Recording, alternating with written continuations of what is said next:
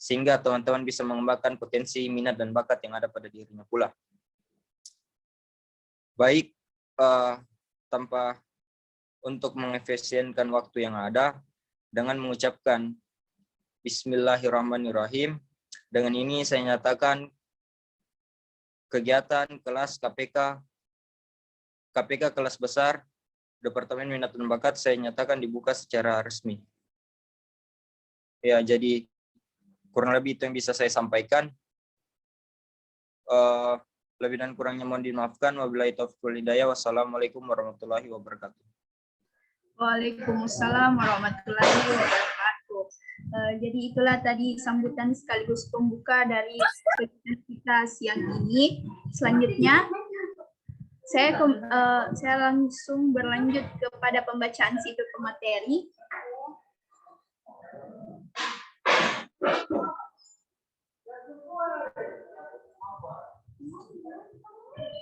Nah,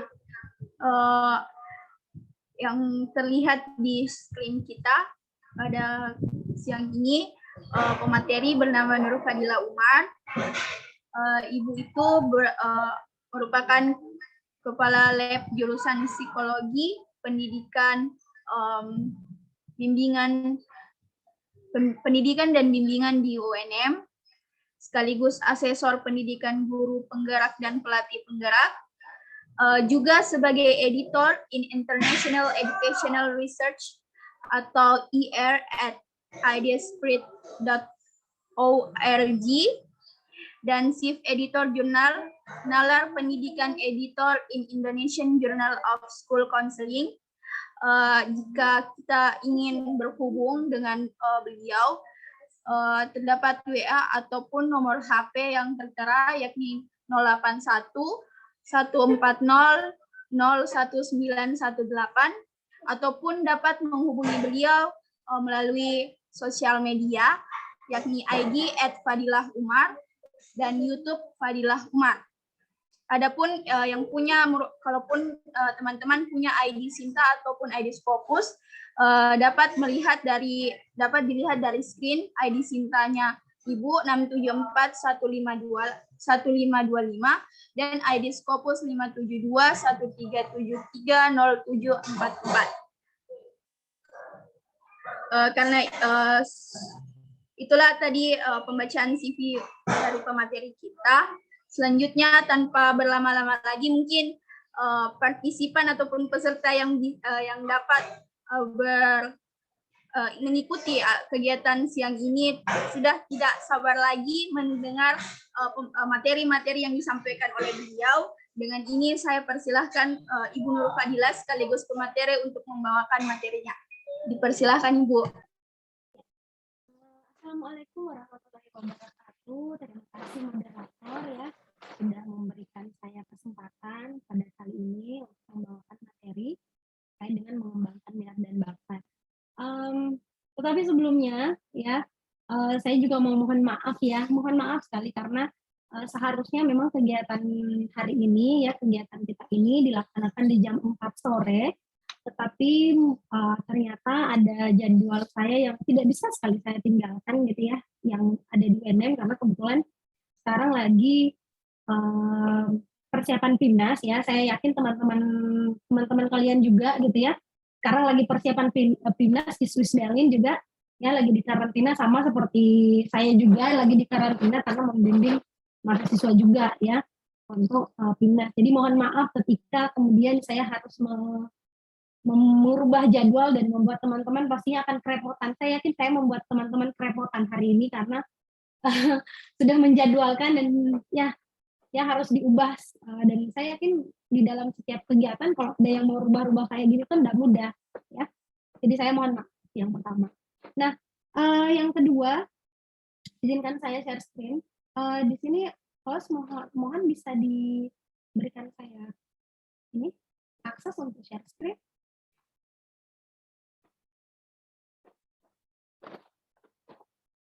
Oke.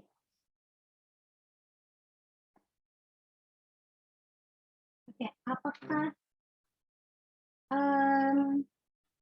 share screen saya sudah terlihat dengan jelas? Iya. Oke, jadi materi saya kali ini adalah panduan mahasiswa untuk mengenal minat bakat dan potensi diri ya. Mengapa ini penting ya? Saya yakin bahwa siapa sih yang tidak mau bekerja sesuai dengan passion-nya, gitu ya. Siapa sih di dunia ini yang tidak mau bahagia dengan pekerjaannya? Bisa dibilang bahwa pekerjaan itu kan menjadi bagian yang akan menjadi bagian kita dan itu ada seumur hidup kita. Kita akan menjalaninya, gitu ya. Sama seperti ketika seseorang eh, bekerja itu juga membutuhkan komitmen jangka panjang, bukan cuma menikah gitu ya. Kalau teman-teman menganggap menikah itu butuh komitmen jangka panjang, pekerjaan juga gitu ya. Pekerjaan juga membutuhkan komitmen jangka panjang.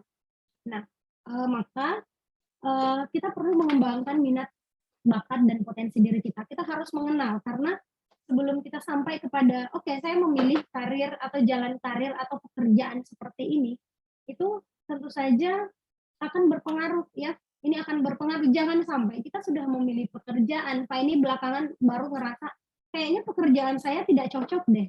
Kayaknya ini pekerjaan saya apalagi namanya tidak sesuai dengan passion saya dan kita tidak ingin terjadi seperti itu ya.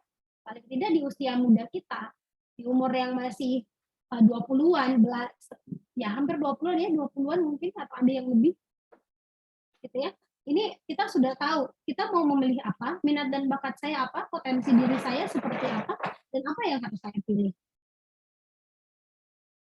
Oke, selanjutnya ya. Nah, namun sebelum itu karena ini saya tahu ini lagi jam 2 ya, dan jam 2 itu adalah jam-jam ngantuk karena teman-teman pasti sudah makan siang dan ketika kita mengkonsumsi karbohidrat pasti ada pengaruhnya dengan mata kita ya cenderung mengantuk. Nah, sekarang kita tebak-tebakan dulu deh. Kalau menurut teman-teman ketika melihat gambar ini, ya, ketika melihat gambar ini, coba teman-teman silahkan tebak ya, silahkan tebak gambar apakah ini dan silahkan menjawab di kolom chat ya, silahkan menjawab lewat kolom chat. Ini gambar apakah ini? Silahkan teman-teman, silahkan dijawab. Coba tebak. Oke, saya tebak. Oke, hewan apakah ini? Ya. Oke, kupu-kupu. Ya, mostly kupu-kupu ya. Ini sudah 3 orang, 4 orang. Oke, ikan. Oke, kupu-kupu. Motif daster. Oke. Kreatif ya, ini motif daster. Maybe yang mungkin punya yang berkecimpung nanti yang mau punya wirausaha ya, bisa menjadikan motif kupu-kupu ini jadi motif daster. Oke, telinga gajah. Oke. Nah, selanjutnya kita lihat ya. Apakah tebakan teman-teman? Nah, ya. Ya, jadi ternyata betul dia adalah telinga yang motif kupu-kupunya telinga gajah. Sesungguhnya ini kujah, kupu-kupu gajah gitu ya. Telinganya berbentuk kupu-kupu, hewannya gajah. Jadi kujah. Oke. Oke, thank you. Ini Nadira yang benar, thank you, Dit. Ya, mantap. Nah, selanjutnya. Nah, ketika teman-teman melihat bagian kecil ini, sudah lihat di Google. Oke. Ketika teman-teman lihat ini, kira-kira ini hewan apa ya? Oke, kuda.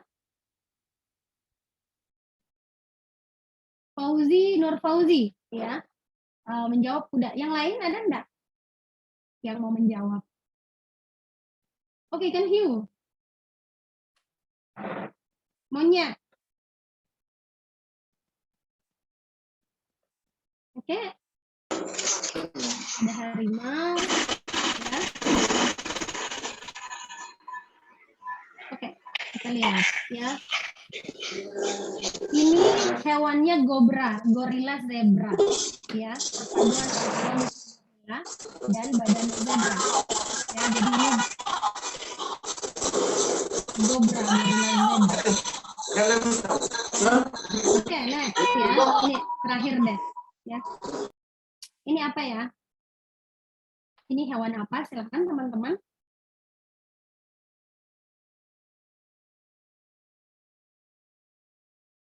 Oke, ada yang mau jawab? Silahkan ini di gambar ketiga. Kuda lagi, kura-kura. Oke. Kura kepala ular. Ular ya. Kalau kura kepala ular itu ular. Oke, jerapah. Oke. Mostly kura-kura kepala ular. Oke. Oke, ada yang sapi, ada yang ular. Oke, mari kita lihat. Karena jawabannya kurapah, kura-kura jerapah. Ya. Ini hewannya adalah kurapah. Kura-kura jerapah. Oke, Nek. Oh, masih ada lagi. Ya, terakhir.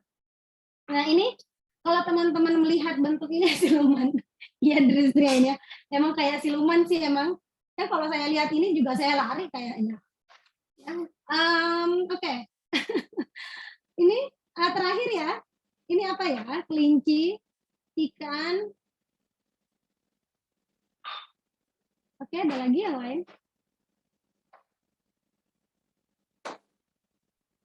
Ada ayam. Oke. Anak ayam. Kerbau. Wow. Burung. Oke, mari kita lihat. Nah, ternyata ini marmut, hanya marmut. Ini pipit ya, burung pipit. Murpit ya, marmut pipit ya. Jadi dia murpit, marmut pipit. Oke, terima kasih atas partisipasinya semua. Nah, oke, jadi nanti kita akan melihat ya, kita buat apa kuis tebak-tebakan yang tadi gitu ya. Sebenarnya supaya sama seperti diri kita. Sometimes kita tuh melihat diri kita hanya sebagian dari diri kita. Maybe kita hanya lihat bagian pundak kita sebagian aja yang kita tahu tentang diri kita. Kita nggak mengetahui diri kita semuanya. Yang kadang kita merasa oke, saya suka di bagian saya suka di apa di karir ini. Menurut saya ini cocok untuk saya. Tapi sesungguhnya apa benar seperti itu? Apakah udah sesuai dengan bakat kita? Jangan sampai memang kita suka, iya kita suka. Tapi kita tidak bisa melihat diri kita secara keseluruhan, akhirnya kita salah pilih. Sama dengan memilih pasangan. Sometimes karena cuma kecantikannya, kita milih gitu ya, finally ternyata wajahmu tidak seindah dengan apa yang kubayangkan, finally belakangan kan putus gitu ya. Banyak yang seperti itu. Kenapa? Kayaknya kamu berubah deh gitu ya. Kalau kamu teman-teman mungkin melihat film Korea yang terakhir tuh, yang caca, mungkin teman-teman akan melihat ada di bagian skenario film, di scannya itu dia mengatakan kan, si ceweknya mengatakan kamu udah tidak sama seperti dulu, kamu udah berubah. Kenapa gitu ya? Karena ya sometimes kita manusia itu hanya silau di bagian sisi sedikit aja gitu ya, kita nggak pernah tahu di bagian yang lain. Nah ini juga jangan terjadi ya sama diri kita.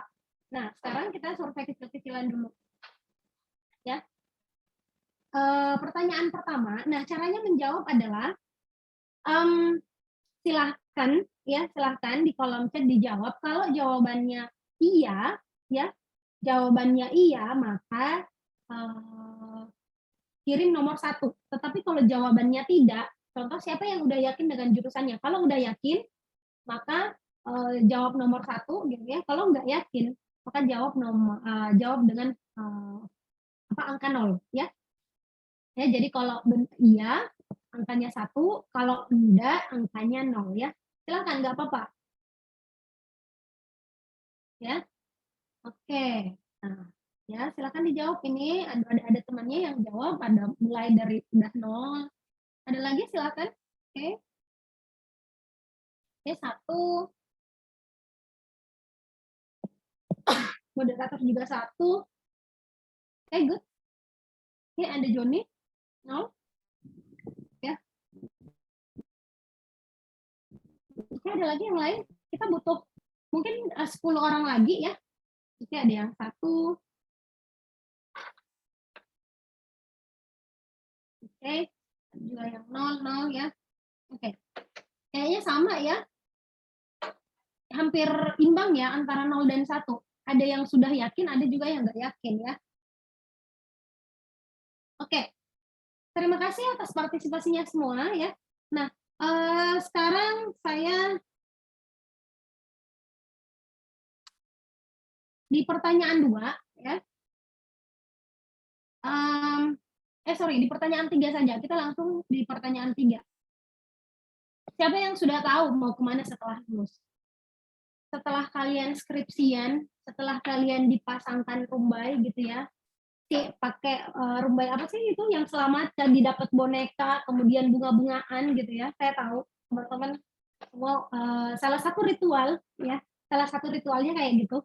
Karena di UNM juga gitu ritualnya ya, dapat rumbai-rumbai itu namanya ada gelarnya, terus udah wisuda ya. Kasih Pak. Udah wisuda gitu ya. Nah, tapi setelah itu mau kemana? Ada nggak yang sudah tahu? Sejak saat ini ada nggak yang udah merencanakan? Silakan. Yang iya jawab 1, yang enggak jawab 0. Oke. Ini ya 3 yang jawab oke. Lebih banyak yang belum ya. Ini jawabannya mostly 0. Oke. Oke. 3 lagi silakan.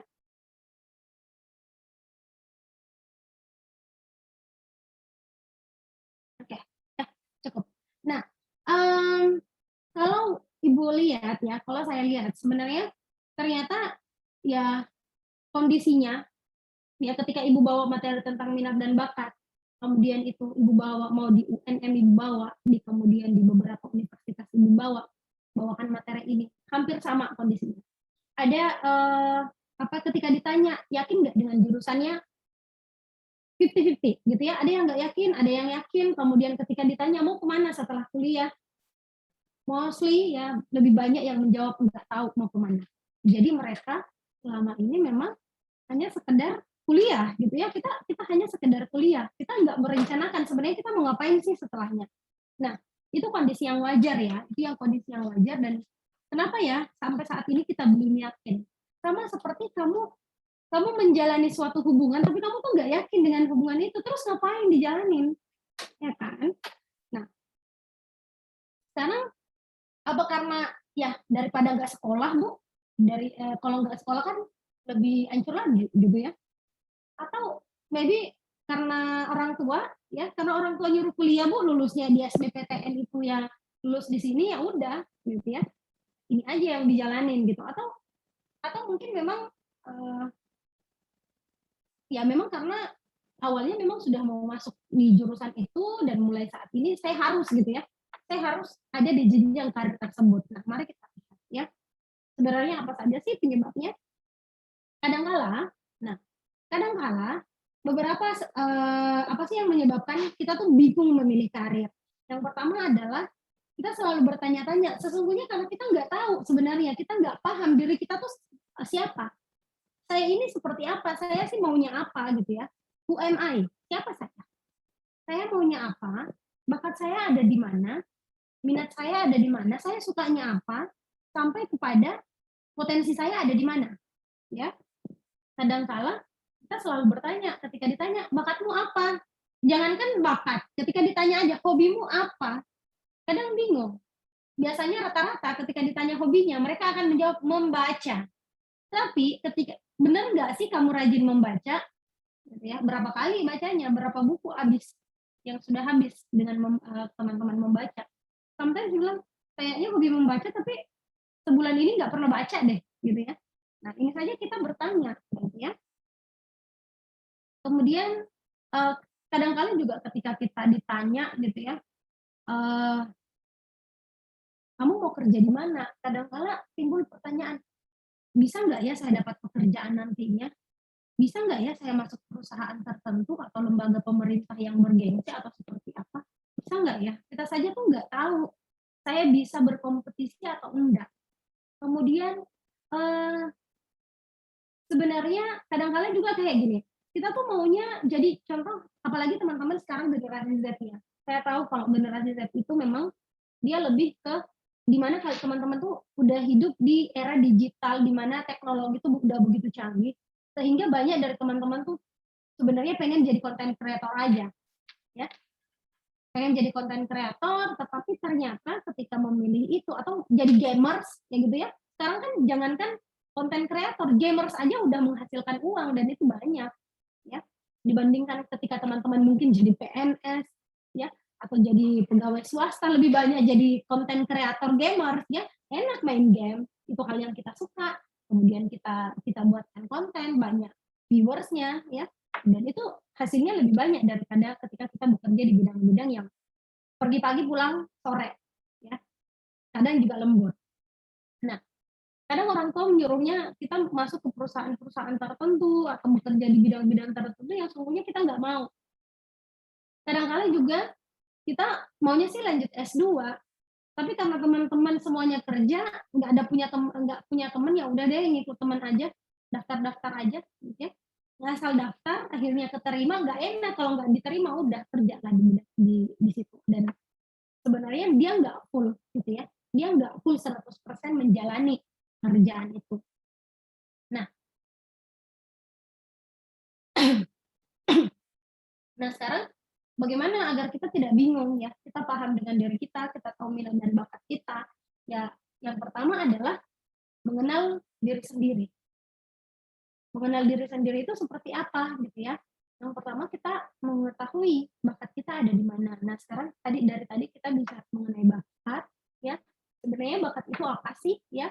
Jadi bakat adalah kemampuan yang dimiliki sejak lahir. Jadi bakat itu adalah kemampuan yang dimiliki sejak lahir yang ketika dia melakukan hal tertentu ya itu lebih cepat hasilnya dibandingkan dengan orang-orang yang biasa atau orang-orang pada umumnya. Contohnya, kalau teman-teman lihat Gracia Poli, contoh ya, di umur berapa tuh dia sudah bisa, ya. Semua orang bisa nggak semua orang main bulu, apalagi namanya main badminton, semua orang bisa, ya kan? Hampir semua orang bisa main badminton. Tetapi yang bisa main badminton dengan cepat, dengan sampai ke Olimpiade tuh nggak banyak, ya. Cuma 1-2 orang. Nah, itulah bakat. Contohnya gini juga, seseorang yang bakat main gitar gitu ya, mungkin teman-teman di sini yang paling inilah ya, main gitar. Nah, contoh kayak saya memang nggak berbakat di gitar, nggak khusus di musik, di gitar gitu ya, saya nggak berbakat. Jadi udah pengalaman saya belajar main gitar, udah 2 tahun saya belajar main gitar, tidak beres-beres. Sampai sekarang tidak ini, padahal mungkin hampir setiap hari saya belajar, tapi tidak sebagus gitu ya, tidak sebagus teman-teman yang mungkin belajar main gitar 1 atau 2 bulan udah bisa, ya. Jadi bakat itu adalah kemampuan yang dimiliki sejak lahir, yang kalau diasah, ya kecepatannya itu lebih besar. Kalau seandainya orang biasa cuma kecepatannya 20 km, nah orang yang punya bakat tuh bisa sampai 40 km, dia cepat, ya cepat belajarnya dibandingkan dengan yang lain. Itulah bakat. Nah kemudian bagaimana sih cara mengenali bakat? Yang pertama adalah kenali apa yang kamu sukai. Ya, kamu sukanya apa sih? Kemudian kira-kira di dalam kegiatanmu sehari-hari apa-apa saja yang kamu suka, apa-apa saja kegiatan-kegiatan yang ketika kamu kerjakan itu tuh kamu enggak lupa waktu, ya, lupa waktu mengerjakan itu saking sukanya. Kemudian tentukan apa yang ingin kamu capai. Buat target mulai dari jangka pendek sampai dengan jangka panjang. Nah, kemudian kadang-kala kita juga minta pendapat orang lain. Menurutmu, gitu ya, bisa ditanya temannya, teman dekatnya, atau siapa gitu ya, ditanya, menurutmu kira-kira bakat gue apa sih? Bakat saya apa sih? Kalau saya mengerjakan sesuatu, mana sih pekerjaan yang memang kayaknya hasilnya lebih bagus dari yang lain, gitu ya.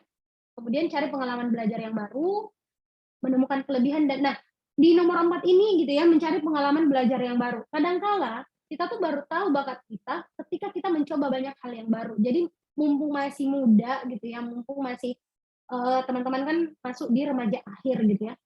Sebelum masuk dewasa, silakanlah belajar pengalaman-pengalaman baru. Pengalaman-pengalaman baru itu banyak kok, nggak harus teman-teman ada di organisasi tertentu gitu ya, masuk ke dari organisasi satu ke organisasi yang lain, pindah-pindah gitu enggak. Tapi lebih banyak tuh keterampilan-keterampilan tertentu. Teman-teman belajar renang, teman-teman belajar main gitar, teman-teman belajar main alat musik lainnya gitu ya, belajar nyanyi. It's okay. Ya.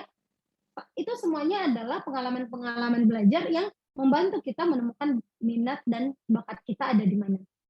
Kemudian menemukan kelebihan dan kelemahan diri. Kita tuh kelebihannya ada di mana dan kelemahannya ada di mana.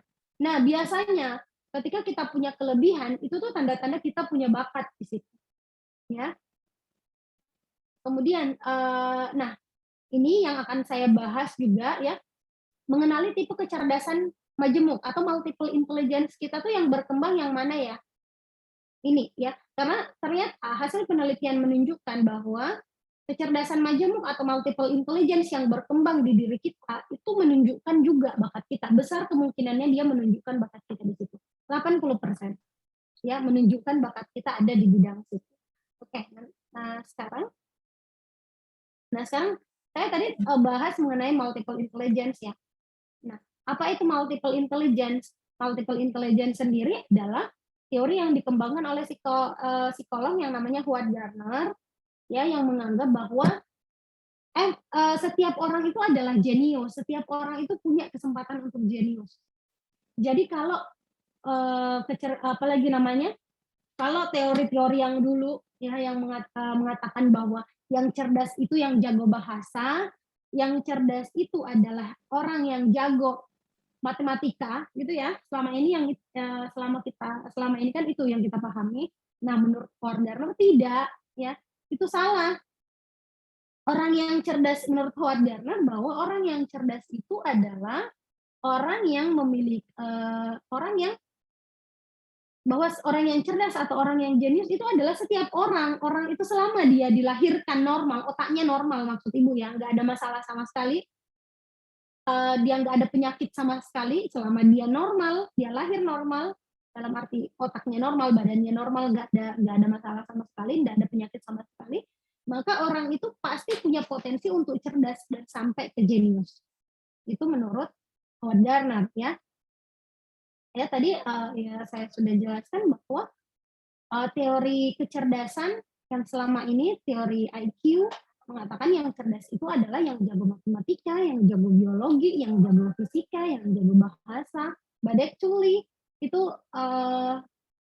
hanya sebagian kecil dari kecerdasan, ya menurut kecerdasan majemuk.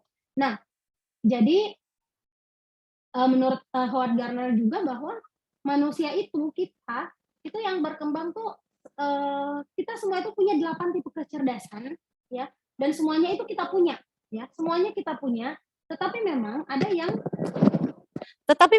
yang apalagi namanya, ada yang berkembang 3 atau 4 jenis saja yang berkembang ya. Ada yang berkembangnya tuh 3 sampai 4, nggak bisa berkembang 8 kecerdasan itu semuanya berkembang di dalam satu waktu, nggak bisa.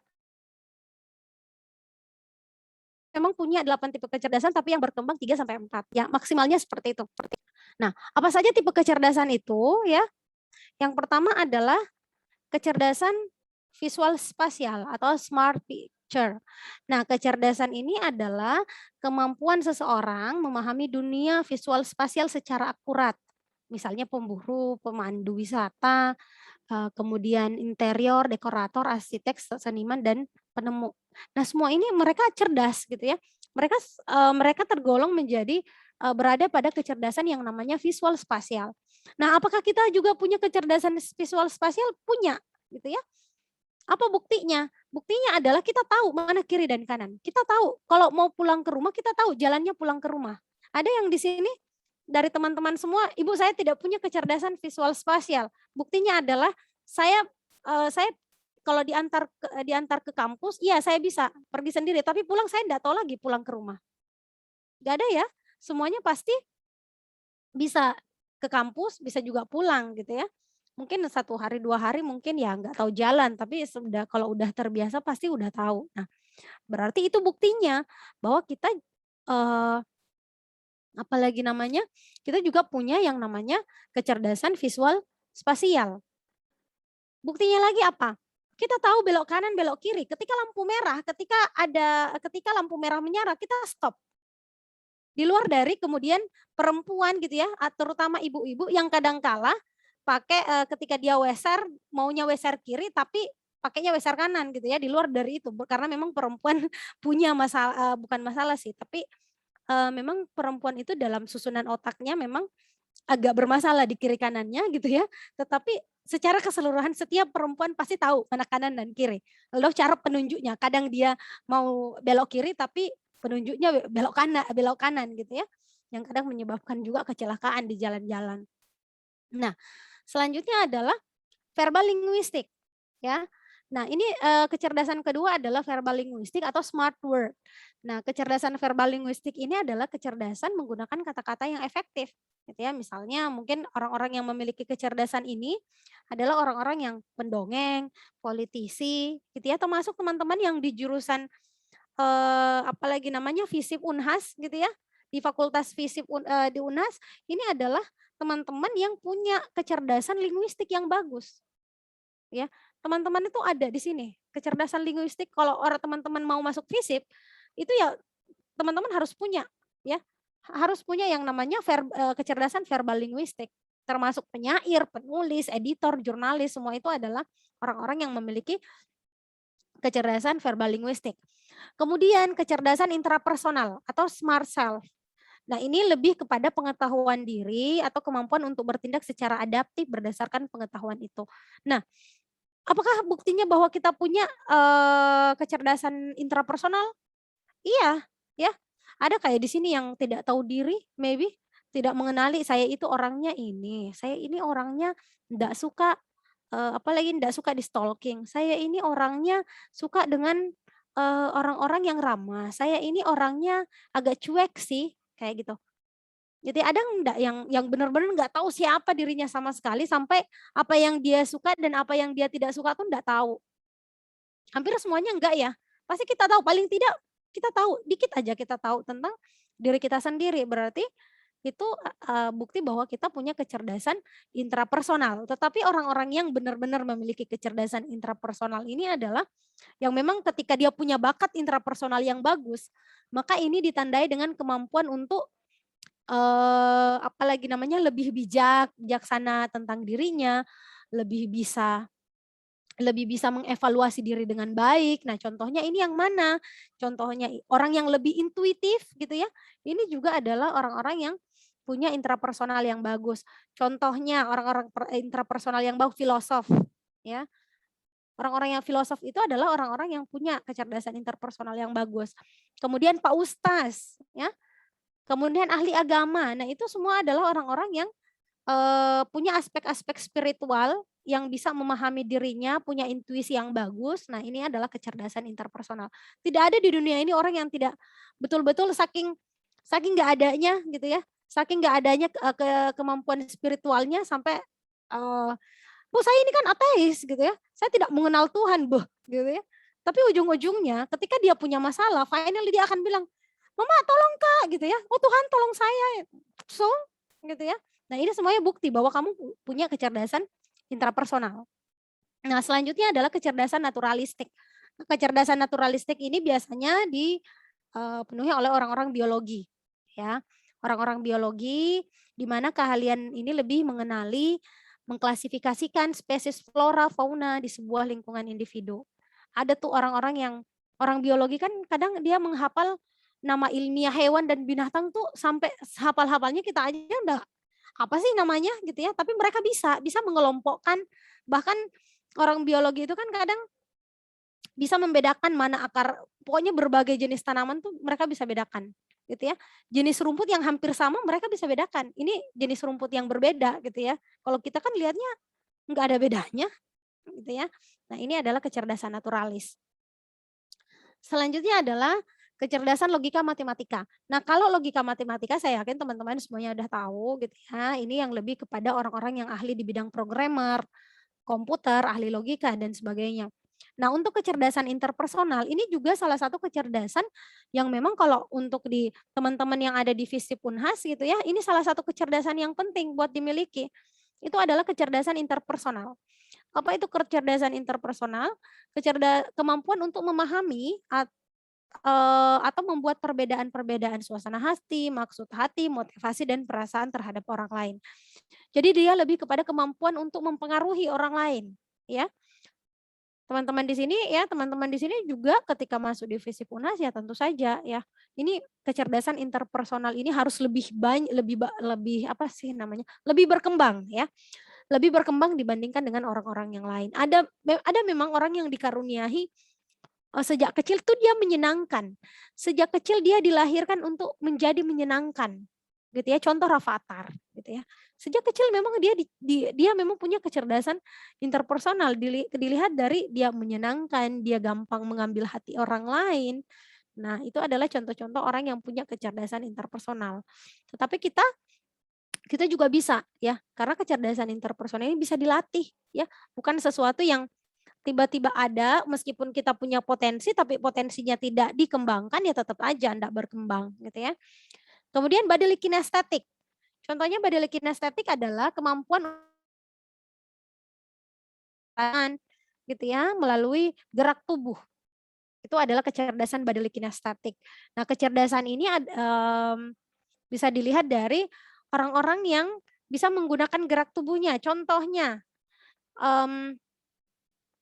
Gracia Poli, kemudian siapa lagi nih yang pemain Ronaldo, udah lama sih, apa sih, Messi gitu ya. Itu semua adalah orang-orang yang punya kecerdasan bodily kinesthetic. Kenapa? Karena dia ahli di dalam olahraga. Orang semuanya bisa main bola, tapi nggak bisa seperti Lionel Messi. Kenapa? Hanya satu dua orang yang bisa seperti itu. Karena memang Lionel Messi diciptakan, dia dilahirkan dengan bakat untuk jadi pemain sepak bola ya. Dia punya kecerdasan bodily kinesthetic yang bagus. Kemudian selanjutnya adalah kecerdasan musikal ya yang terakhir. Nah, kecerdasan ini yaitu kecerdasan untuk kemampuan untuk merasakan musik, membedakan musik, kritikus musik gitu ya, mengekspresikan musik dalam mengekspresikan sesuatu, mengekspresikan perasaan dalam bentuk musik ya, dalam bentuk nada-nada yang indah. Nah, ini adalah orang-orang dengan kecerdasan musikal. Nah, apakah kadang kita merasa gini, saya nggak punya kecerdasan musikal deh. Buktinya apa? Kalau saya nyanyi itu selalu fals. Tetapi kecerdasan musikal itu tidak hanya sebatas bahwa kamu bisa nyanyi atau enggak. Kecerdasan musikal itu termasuk adalah membedakan suara yang satu dengan suara yang lainnya. Ya. Apa buktinya? Buktinya adalah bahwa kita semua tuh punya kecerdasan musikal. Ada enggak yang di teman-teman di sini yang apalagi namanya? Teman-teman di sini yang tidak tahu membedakan mana suara anjing, mana suara kucing. Kalau memang ada di sini yang tidak tahu membedakan anjing dan kucing, maka iya saya percaya bahwa kamu memang nggak punya kecerdasan musikal. Tetapi kalau kamu bisa membedakan suara anjing dan mana suara kucing gitu ya, mana suara azan dan mana suara orang yang menyanyi, maka tentu saja itu adalah bukti bahwa teman-teman tuh punya kecerdasan musikal ya. Jadi sebenarnya 8 tipe kecerdasan ini adalah 8 tipe kecerdasan yang setiap orang punya, tetapi memang ada yang berkembang, ada yang enggak. Ya. Mungkin Nurul ya, moderator apalagi namanya dia masuk di FISIP, tetapi dia suka juga menggambar. Gitu ya. Dia suka menggambar atau ibu saya memang suka di ini apa?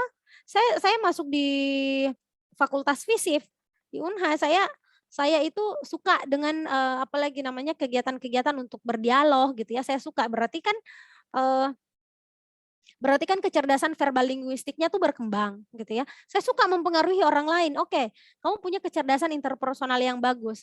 Selanjutnya di balik itu saya juga penyanyi ya. Saya sering menyanyi saya sih nggak pede menyanyi di depan umum, tapi kalau saya nyanyi di dalam kamar mandi bagus suara saya contohnya gitu ya.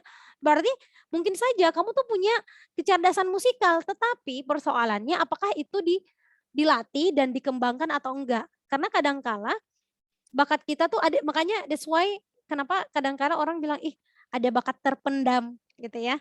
Nah, bakat terpendam itu apa? Karena dia punya bakat tetapi karena nggak dilatih makanya ya gitu-gitu aja.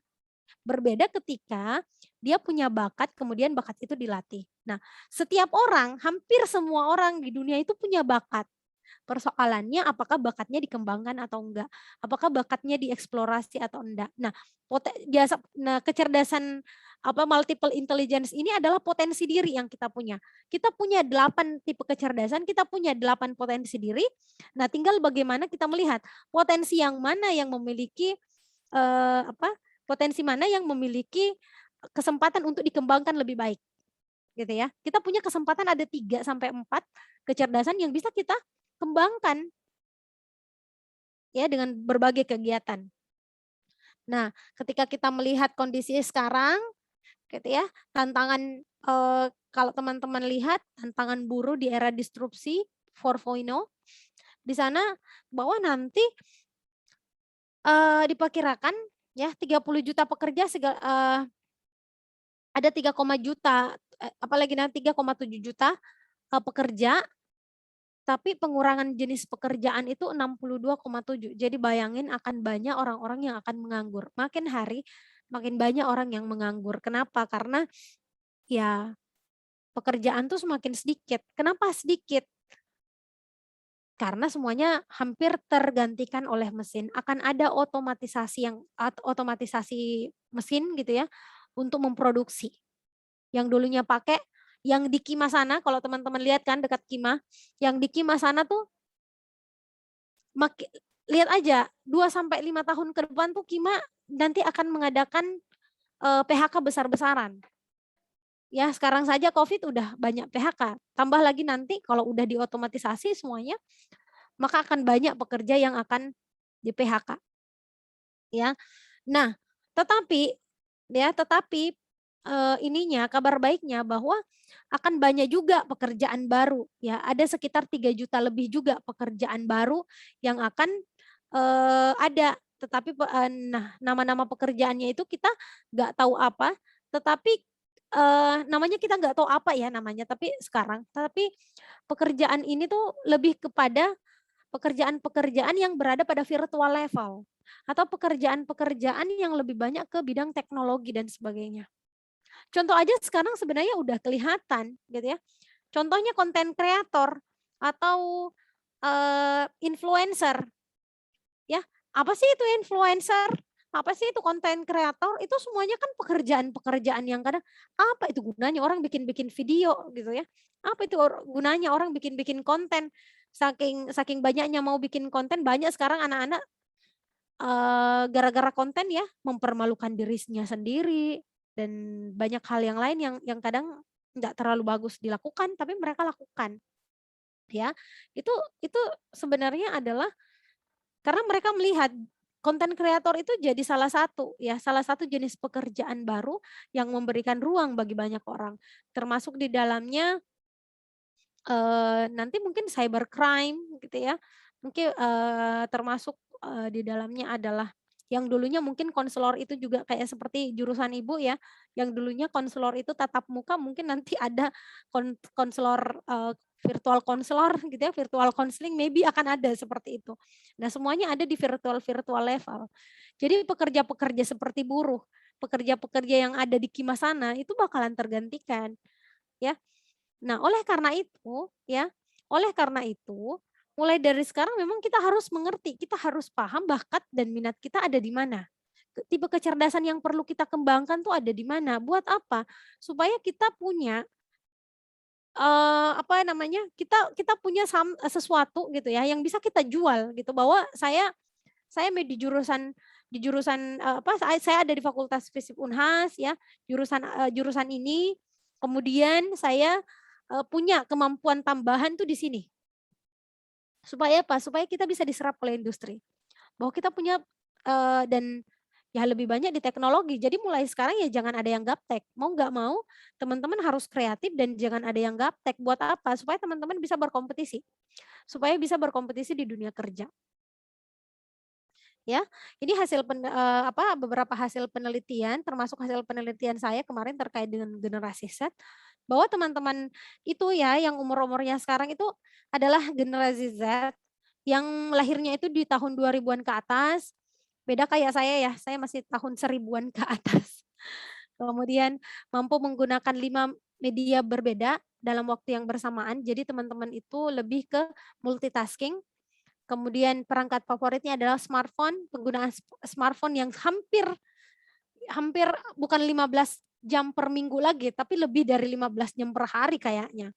Ya, waktu menonton TV yang lebih dari 13 jam per minggu, gemar bersosialisasi dan bekerja sama, kolaborasi, kemudian memiliki aktivitas fisik yang rendah, ya, kemudian mereka tuh kalian teman-teman di generasi Z itu adalah bagusnya mereka memiliki kesempatan untuk membangun citra diri sendiri. Jadi teman-teman tuh bisa punya membangun personal branding sendiri melalui sosial media tanpa harus beda kayak dulu ya. Kalian teman-teman kan harus debut dulu gitu ya kalau mau melakukan personal branding. Tapi teman-teman enggak. Mulai dari teman-teman di Instagram gitu ya, teman-teman bisa membuat personal branding tersendiri. Tapi ya gitu, karena memang kehidupan yang serba instan, memang teman-teman itu agak pengennya tuh instan-instan saja. Termasuk ketika diberikan proses yang agak sulit, teman-teman pasti, apakah kita kerja ini? Kenapa? Karena susah sekali. Tidak ada yang lebih cepat. Ya, kayak teman-teman kayak cenderung seperti itu dan ribet dengan urusan administrasi. Malas banget ngurusin administrasi. Ya, inilah Gen Z, ya. Nah, bagaimana Gen Z menciptakan karir atau teman-teman setelah teman-teman tahu gitu ya, teman-teman tahu bahwa saya ini minat dan bakat saya ada di mana setelah mengidentifikasi, yang pertama adalah bagaimana teman-teman menciptakan karir ya. Pertama adalah Gen Z ini multitasking ya, ketika harus menjalani pekerjaan yang berbeda dalam waktu yang bersamaan.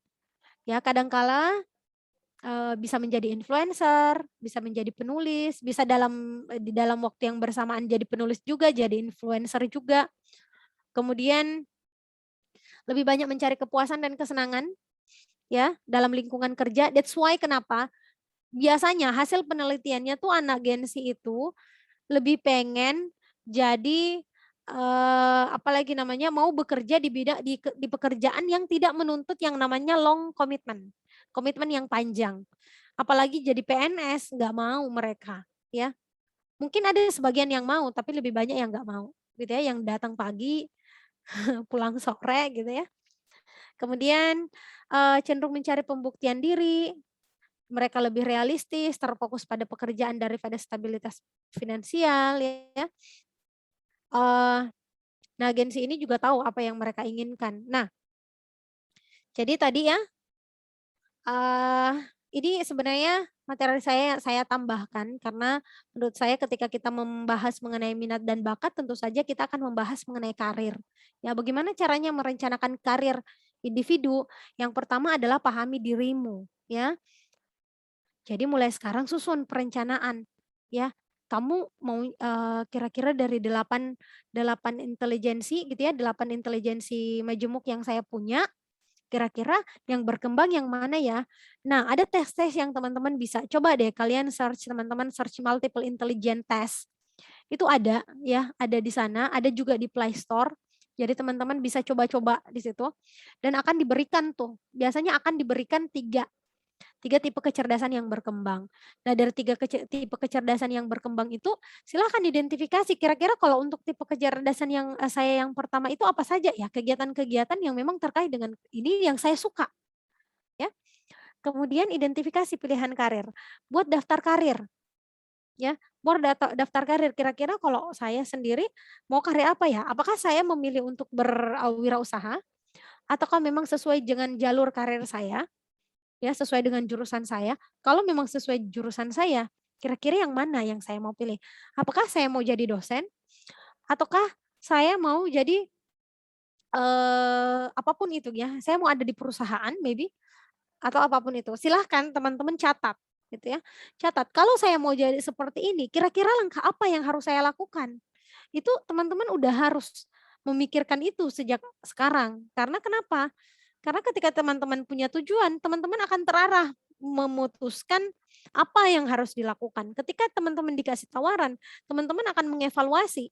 Kira-kira ketika saya melakukan ini sesuai enggak dengan tujuan saya untuk menjadi contohnya, untuk menjadi seorang wirausaha. Jika tidak, berarti teman-teman bisa memilih ya atau enggak gitu ya, kecuali kalau mau banting setir. Nah, sekarang juga buat prioritas karir ya.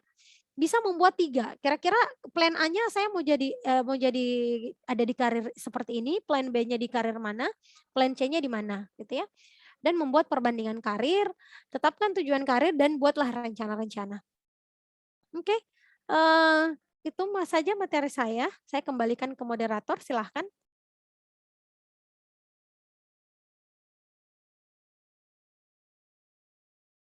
Ya, saya kembalikan ke moderator, silahkan.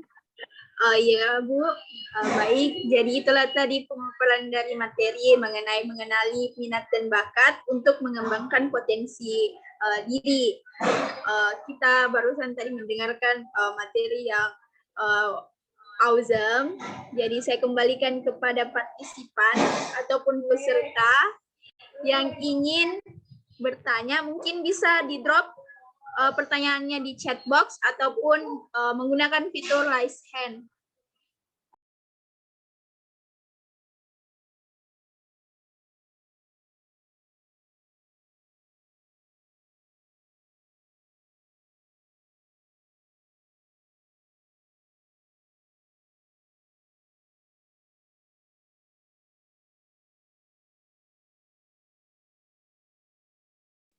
Oke, mungkin yang mau bertanya gitu ya, atau mungkin terkait dengan masalah pribadinya juga nggak apa-apa gitu ya. Ibu, saya bingung nih. Saya selama ini tuh di visit gimana ya gitu ya. Silahkan nggak apa-apa. Ya.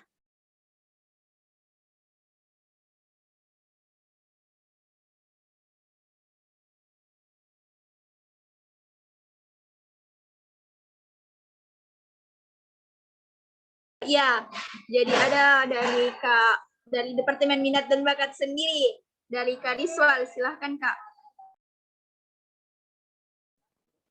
Ya, sebelumnya jelas suara saya? Ya, sebelumnya saya ucapkan banyak terima kasih atas materi yang telah diberikan oleh Ibu Nurfadillah, yang dimana dengan materi yang telah diberikan, sedikit banyaknya kami kemudian bisa memahami bahwa kita ternyata memiliki bakat di bidang masing-masing. Nah, setelah itu muncul pertanyaan dari saya pribadi bahwa yang mungkin juga menjadi permasalahan di diri saya, bahwa saya sadar bahwa saya memiliki kemampuan ataupun bakat di bidang tertentu. Namun yang kemudian menjadi kendala saya misalnya memiliki kepercayaan diri yang kurang. Saya memiliki bakat itu, saya memiliki kemampuan itu, tapi untuk mengeksplor bakat saya memiliki kekurangan di kepercayaan diri saya. Sehingga bakat yang saya miliki itu tidak bisa berkembang, bahkan saya pendam di diri saya tanpa saya bisa memanfaatkan bakat tersebut, padahal bakat saya itu bagus untuk dikembangkan. Kendalanya di kepercayaan diri, Bu. Mungkin bisa diberikan tanggapan. Terima kasih, Bu. Oke, thank you ya. Ini pertanyaan yang bagus ya, Bu. Gimana nih kalau saya tuh punya bakat, tetapi saya tahu bahwa bakat saya tuh nggak punya kepercayaan diri yang cukup buat mengeksplor gitu ya. Nah, akhirnya ya jadi bakat terpendam. Nah, pertama memang itu salah satu kendala. Kendala yang paling sering terjadi adalah ketika seseorang udah tahu bakatnya, tetapi tidak di oke, tetapi tidak dikembangkan. Nah, bagaimana caranya? Yang pertama adalah bangun atau ikut di dalam komunitas-komunitas tertentu. Contoh aja gini, ya, kadang-kala kita mau belajar, gitu ya, mau belajar musik. Nah, biasanya kalau kita belajar musik kan kita upload di sosial media. Nah, kadang-kala di sosial media tuh orang tuh nanya gini, "Yes, sok nyami," gitu ya. Dan akhirnya kadang orang dengan kata-kata yang seperti itu, kita tuh akhirnya down, malas lagi gitu ya. Padahal kan kita belajar. Oleh karena itu supaya kita tidak bertemu dengan netizen zona julid, ya, Ibu selalu mengatakan seperti itu.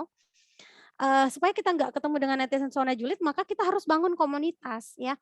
Contohnya, kamu mau ngembangin bakat musik, maka masuklah di komunitas musik yang memang bisa, yang pikiranmu sama, ya, tujuanmu sama.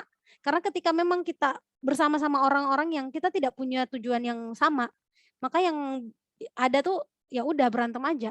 Sama dengan ketika kamu memiliki hubungan apa lagi namanya, kita nih in relationship, tetapi ada yang satu yang mau komitmen, ada yang satu nggak mau komitmen, nggak akan jalan.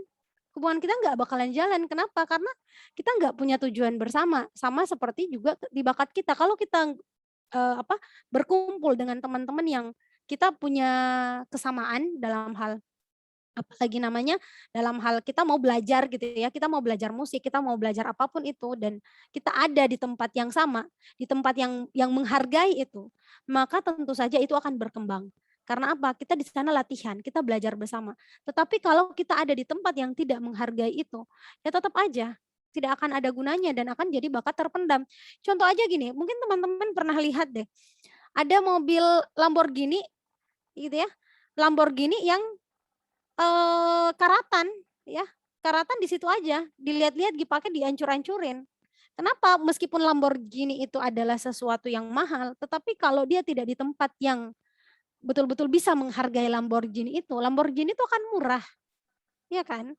Sama ketika teman-teman ke Papua, di Papua itu apalagi lobster itu menjadi barang yang murah dan tidak dimakan karena menganggap bahwa lobster itu adalah makanan yang apalagi namanya itu makanan beracun lobster itu menurut orang Papua, terutama di Raja Ampat. Ada di daerah Raja Ampat menganggap lobster itu apalagi namanya jadi anak-anaknya tuh jadikan mainan aja.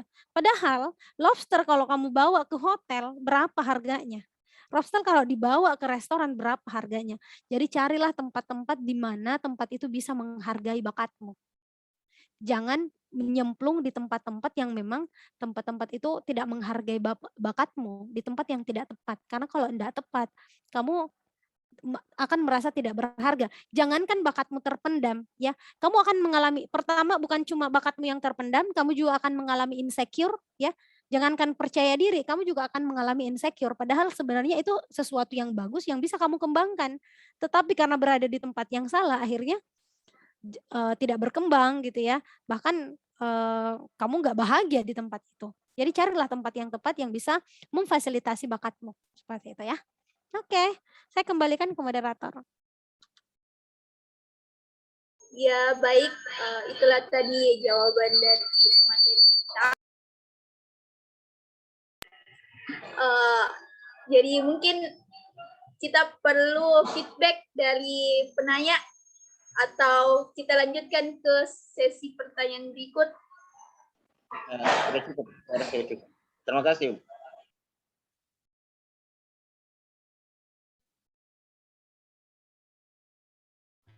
Ya, itu tadi pertanyaan dari Kariswal tentang kepercayaan diri.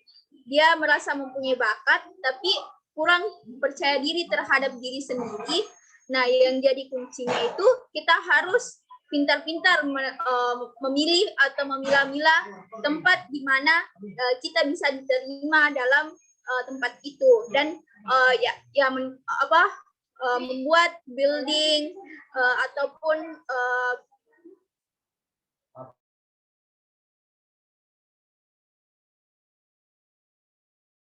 jadi membuat support building untuk kita pribadi masing-masing untuk mengembangkan minat dan bakat kita.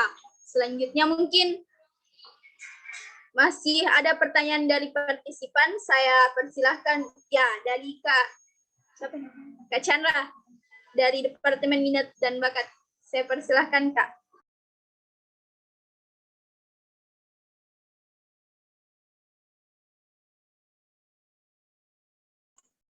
Terima kasih atas kesempatannya. Perkenalkan, nama saya Chandra Kirana Mario.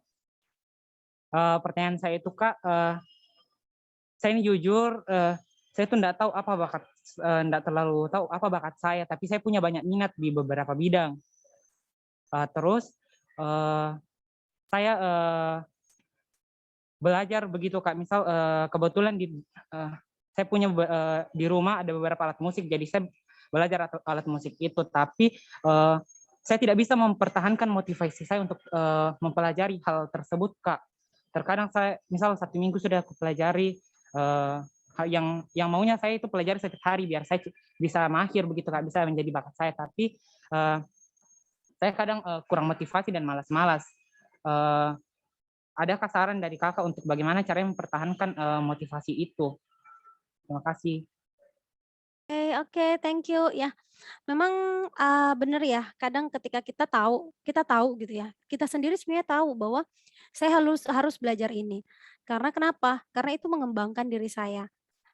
Ya, tetapi ya biasa kadang kala gitu ya, kita merasa aduh tidak termotivasi atau kita merasa ini ada gunanya nggak sih? Akhirnya ya ditinggalkan gitu ya, akhirnya nggak rutin dan sebagainya. Nah, bagaimana caranya? Yang pertama adalah teman-teman harus tahu gitu, silakan teman-teman nyamannya di mana. Contohnya mungkin biasanya beberapa tips yang biasanya digunakan itu ketika mungkin teman-teman mengupload di sosial media ya hasil belajarnya gitu ya, contoh main musik, teman-teman ya kalau memang nggak apa ya, kalau memang teman-teman nggak pede gitu ya, belum pede untuk memperlihatkan muka gitu ya, cukup dengan musik yang teman-teman mainkan. Contohnya tadi Chandra kan suka main musik ya, jadi contohnya di main musik aja.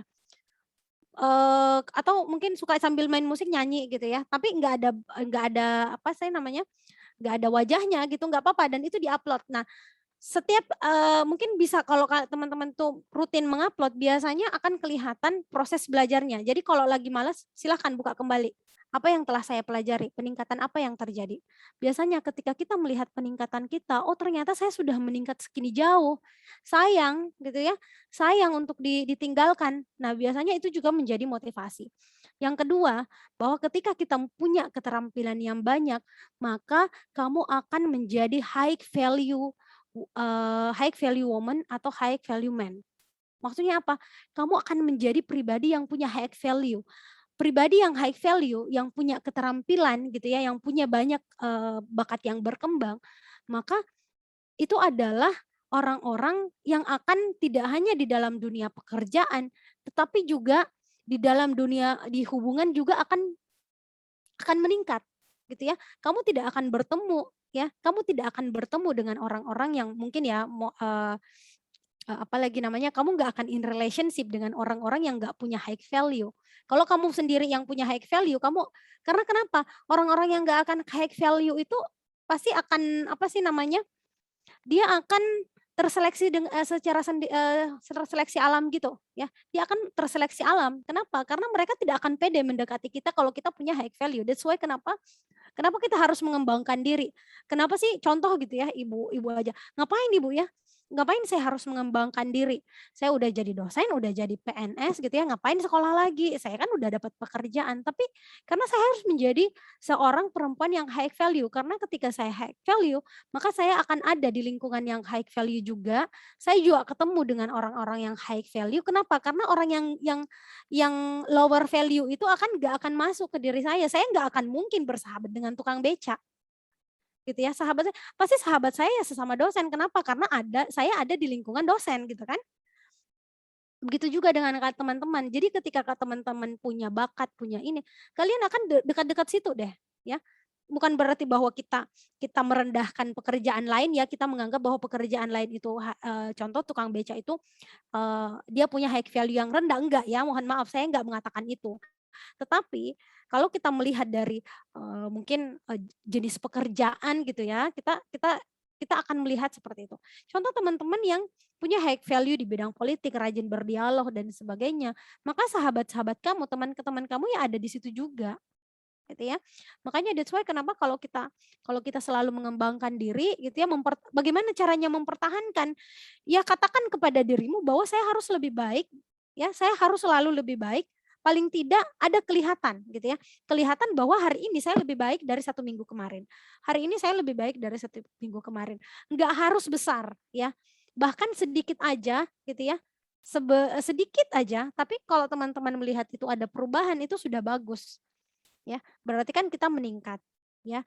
Dan itu semuanya mungkin hari ini dan saya yakinkan bahwa mungkin hari ini teman-teman menganggap bahwa keterampilan-keterampilan itu hari ini enggak terlalu berguna, tetapi saya yakin ketika teman-teman bekerja, maka teman-teman akan tahu bahwa ternyata keterampilan-keterampilan yang kadangkala pada saat kita kuliah itu menjadi sesuatu yang tidak terlalu penting, ternyata nanti ketika di dunia kerja itu menjadi penting. Beneran, contohnya gini, editing video gitu ya. Mungkin hari ini teman-teman menganggap ya enggak terlalu penting editing video, enggak ada hubungannya dengan mata kuliah kita gitu ya. Yang editing video kan kerjaannya konten kreator, kerjaannya anak-anak desain. Ngapain kita? Tapi finally di dunia kerja kamu akan dapatkan itu sangat berguna dan sangat dibutuhkan dan jangan sampai justru itu yang akan melejitkan karirmu ke depan. Ya. Who knows nanti gitu ya. Siapa yang tahu di belakang? Ya. Jadi ini contoh aja menyanyi. Siapa yang bilang bahwa menyanyi itu enggak penting nanti di karirmu.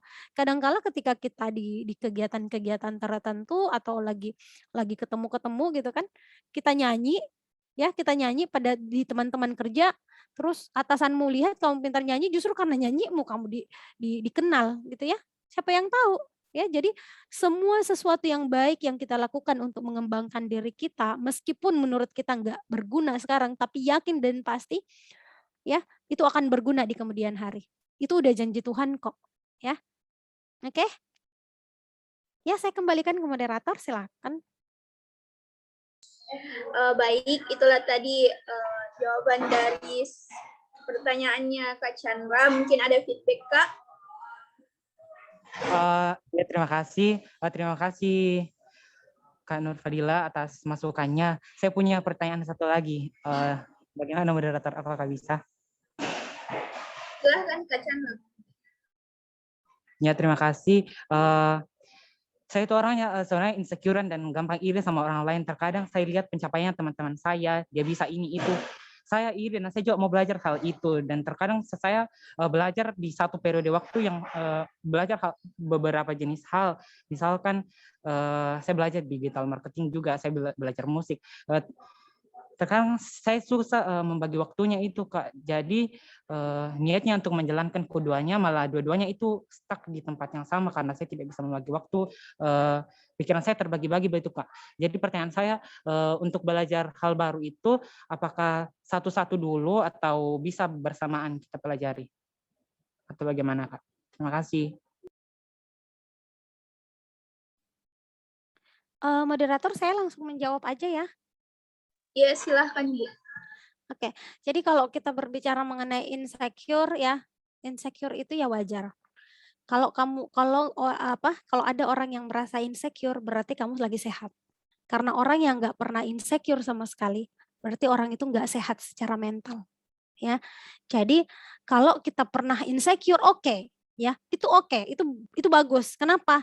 Karena berarti kamu udah mengevaluasi diri bahwa there is something wrong di dalam diri saya. Ada sesuatu yang kurang di dalam diri saya. Berarti kamu mampu mengevaluasi diri. Jadi jangan dipandang negatif ketika kita merasa insecure.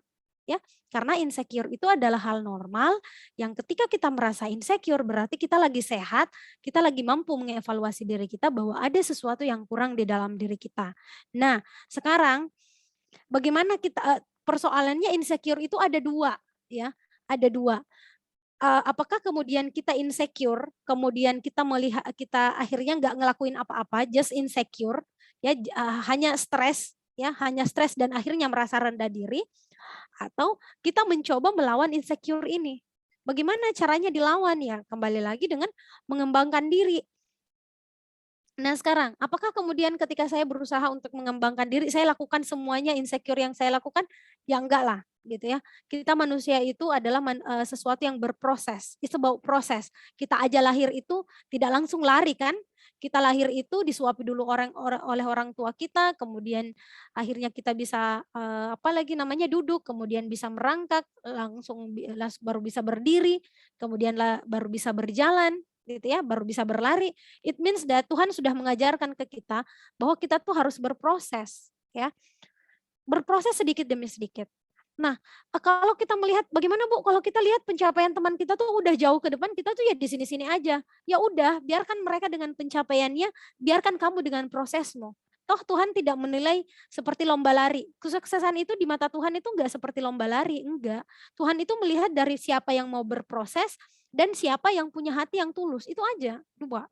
Ya, siapa yang berproses dan siapa yang punya hati yang tulus. Kalau kita benar-benar tulus, pengen membahagiakan orang tua, pengen berkembang, pengen bermanfaat oleh orang lain, gak usah, tenang aja gitu ya, tenang aja kayak lagunya apa ini, bahwa meskipun semua orang itu mau meskipun semua orang mau menjatuhkanmu, tapi ketika Tuhan bilang iya, Tuhan bisa mengangkat derajatmu demikian cepat, jadi nggak usah, gitu ya. Pengalaman ibu selama ini, dulu gitu ya, dulu ibu melihat teman-teman ibu tuh dulu ibu sering PKM gitu ya, program kreativitas mahasiswa, tapi selalu aja lolos pendanaan, sampai akhirnya ibu selesai, ibu nggak pernah PIMNAS. Kadang ibu berpikir bahwa kenapa ya, padahal kualitas saya tuh ya sama aja sama teman saya, berusahanya juga ini, apa memang karena saya bodoh gitu ya, saya mikir gitu. Tapi ternyata Tuhan bicara lain, ternyata Tuhan punya apa ya? Tuhan punya rencana yang lain. Rencananya adalah saya di ini dulu gitu ya. Saya harus dijadikan dosen dulu. Setelah saya jadi dosen di UNM, akhirnya saya baru Tuhan pengennya bukan saya yang PIMNAS, tapi saya jadi pembimbing PIMNAS. Ya. Finally saya sampai ke PIMNAS, tapi posisinya aja yang berbeda. Tuhan pengen posisinya tuh jauh lebih keren, menjadi pembimbing PIMNAS, bukan lagi yang ngikutin PIMNAS. So, apa? Ya gitu ya. Pelajarannya apa? Bahwa ya berproses saja. Ya berproses aja, nggak usah ngelihat temanmu yang lain. Berproses aja, temenmu gitu ya, temenmu dijadikan sebagai alat evaluasi diri bahwa kamu perlu berkembang. Tapi kamu nggak perlu sama-sama dengan dia kan. Kalau dia dapat 10, kamu harus juga dapat 10. Ya, nggak apa-apa. Hari ini kamu dapat 7, tapi biarkan kamu melompat, ya, biarkan kamu melompat dan apalagi namanya nanti kamu akan melampaui dia. Mungkin nanti dia melambat gitu ya. Dia mungkin masih di 11, kamu udah di 15 karena kamu punya lompatan gitu ya. Jadi nggak usah itu. Tapi apakah perlu insecure? Iya, kamu harus insecure. Karena dengan insecure itu memacu dirimu untuk bagus. Termasuk contoh ya gitu ya. Ibu termasuk kayak kalau bicara insecure, saya juga insecure. Contoh saya insecure di badan. Gitu ya. Saya pernah di apalagi namanya waktu mahasiswa itu, kalau teman-teman melihat saya sekarang sekecil ini gitu ya, kalau teman-teman lihat saya itu pernah di angka hampir 70. Percaya nggak percaya, saya pernah di hampir 70. Dan saya insecure dengan badan saya. Saya nggak pede. Tapi apa yang saya lakukan, is okay. Saya terima bahwa memang there is something yang bermasalah di dalam diri saya dan harus apalagi namanya saya memperbaiki sesuatu dan saya berproses ya. Saya berproses dan bisa sampai punya badan yang kayak gini, itu ya karena insecure. Seandainya saya nggak insecure di beberapa tahun lalu, maybe ya saya udah kayak gajah, gitu ya. Tapi karena saya insecure, justru karena bersyukur Tuhan memberikan saya insecure dan akhirnya saya mau berusaha. Karena saya berusaha akhirnya bisa jadi seperti ini. Gitu. Ya, apapun itu. Jadi semua jangan takut dengan insecure. Nah ini satu lagi pertanyaan ya, moderator ya, ini tadi ada saya dari Putra ya. Gimana, boleh nggak? Iya, Bu. Oke. Nah, ini ditanyakan apa yang dimaksud dengan bakat, apa yang dimaksud dengan minat ya. Apakah bakat dan minat itu berbeda? Nah, tadi ya kalau kita bicara bakat berarti kan sesuatu yang kita apalagi namanya yang memang ada gitu ya, yang ada potensi-potensi yang kita miliki sejak lahir. Ya, yang bedanya orang yang berbakat dengan yang tidak berbakat. Kalau orang berbakat belajar pada aspek tertentu, dia akan lebih cepat dibandingkan dengan yang tidak berbakat. Nah, bagaimana dengan minat? Minat itu adalah ketertarikan kita pada sesuatu. Biasanya, jadi bakat dan minat itu jelas berbeda. Biasanya tanda-tanda kita berbakat adalah ketika kita meminati sesuatu, saking kita minatnya, kadang kita lupa waktu. Dan itu tanda-tanda biasanya ketika kita sangat berminat pada bidang tertentu sampai seperti itu, maka biasanya kita berbakat. Biasanya ya, tidak selalu, tapi biasanya kita berbakat di bidang itu. Ya, dan itu tanda bahwa itu perlu dilatih. Ya, itu perlu dilatih dengan baik dan ini. Nah, apa yang perlu kita kembangkan untuk menambah kualitas diri? Yang perlu kita kembangkan adalah latihan. Ya. Exercise make perfect, ya. Exercise make perfect. Jadi semua latihan-latihan yang itu semuanya akan membuat kita menjadi perfect. Ya, semua proses-proses yang kita miliki itu semuanya akan menjadi perfect untuk kita. Oke, ini ada lagi dari Sri Wahyuni, boleh saya menjawab, Ibu moderator? Boleh, Ibu. Oke. Nah, ini ada pertanyaan terakhir dari Sri Wahyuni ya. Izin bertanya, apakah ada tips apabila kita memutuskan sesuatu keputusan untuk tidak disesali nantinya? Ya. Sekarang gini. Ada enggak sih ya setiap orang gitu ya, kalau bicara keputusan actually memang bagaimana kita, makanya that's why kita ketika membuat keputusan itu, Tuhan selalu bilang, ketika membuat keputusan itu jangan pada saat marah atau jangan pada saat menginginkan sesuatu yang sangat kita lagi menggebu-gebu gitu ya. Lagi menggebu itu jangan memutuskan sesuatu. Kenapa? Karena kadangkala kita memutuskannya itu tidak secara bijak. ya. Bagaimana cara mengambil keputusan yang apalagi namanya supaya tidak disesali?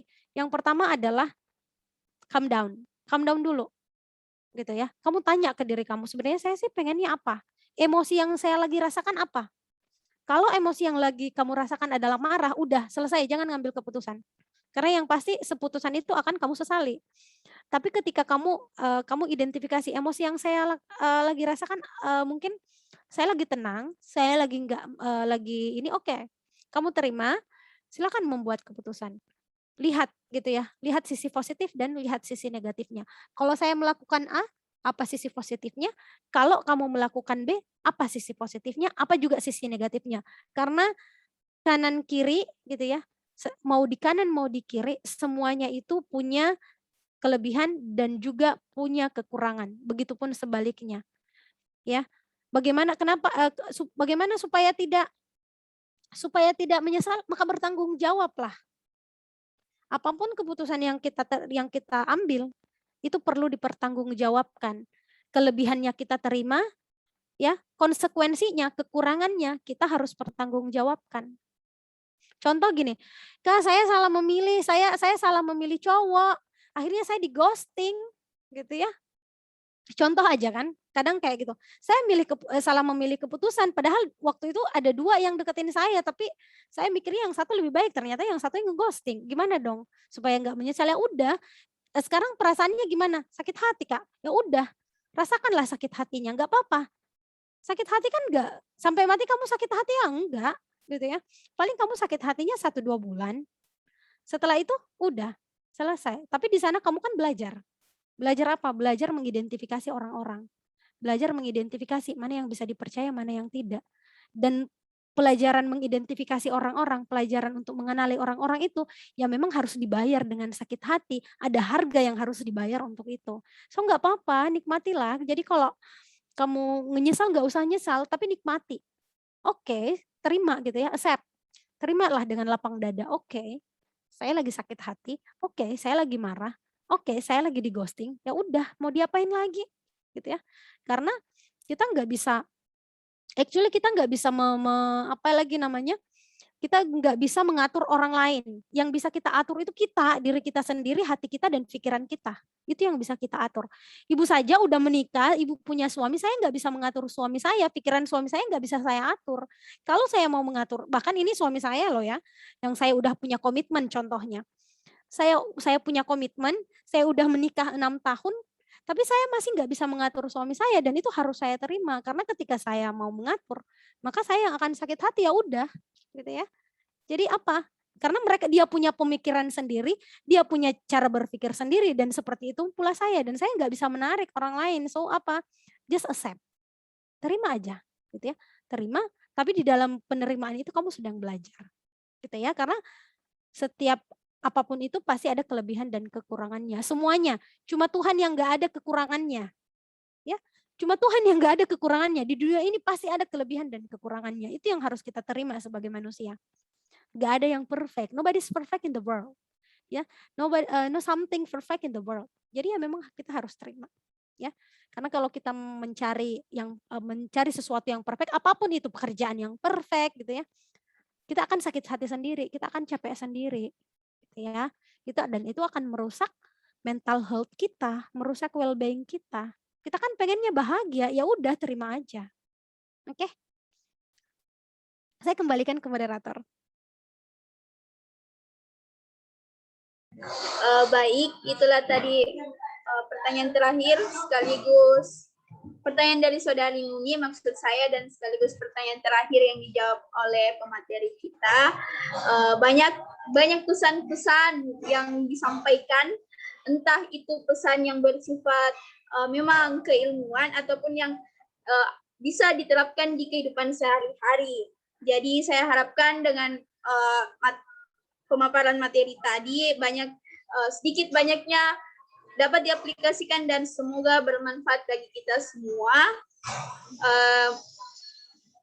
Insya Allah kita akan dipertemukan di kegiatan berikutnya. Terima kasih kepada Ibu Nur Fadilah selaku pemateri yang it's so awesome for today. dengan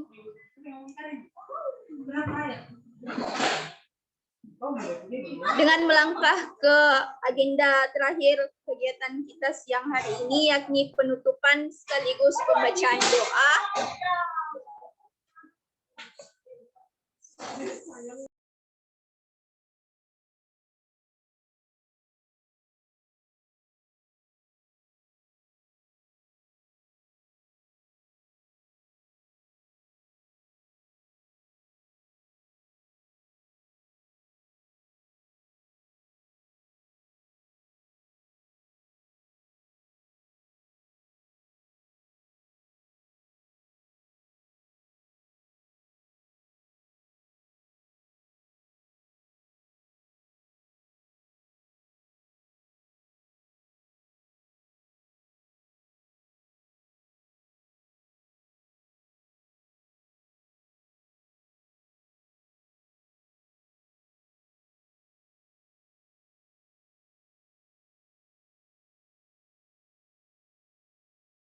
Baik, dengan mengucapkan alhamdulillahirobbilalamin.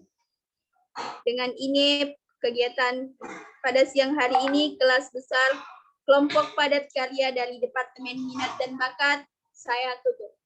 Wassalamualaikum warahmatullahi wabarakatuh.